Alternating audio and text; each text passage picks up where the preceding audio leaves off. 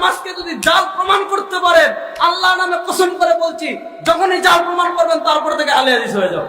যদি 2 রাকাত সুন্নত পড়ে জামাতে শরীক হওয়ার সম্ভাবনা থাকে, তাহলে আপনি সুন্নত পড়বেন, ফজরের জামাতে শরীক হবেন। আর যদি সুন্নত পড়তে জামাত শেষ হয়ে যাবে, তাহলে আপনি সুন্নত পড়বেন না, জামাত পড়বেন।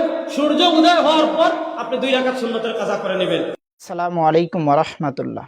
আলহামদুলিল্লাহি ওয়াহদা ওয়াসসালাতু ওয়াসসালামু আলা মান লা নাবিয়্যা বাদা।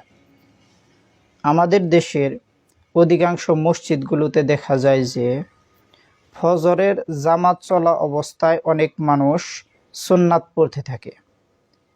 ইকামত হয়ে যাওয়ার পর ফজরের জামাত চলতেছে, এমতো অবস্থায় অধিকাংশ মানুষ সুন্নাত পড়তে থাকে। এটা সরাসরি সুন্নাত বিরোধী আমল।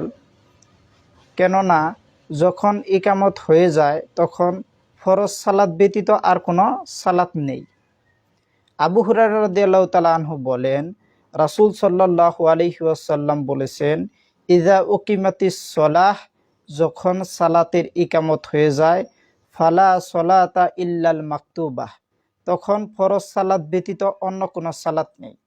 সহিহ মুসলিম হাদিস নাম্বার 1678। উল্লেখ্য যে কেউ যদি ফজরের পূর্বে 2 রাকাত সুন্নাত পড়তে না পারে, তাহলে ফজরের ফরজ সালাতের পরে 2 রাকাত সুন্নাত পড়তে পারবে। আবু দাউদ হাদিস নাম্বার 1267।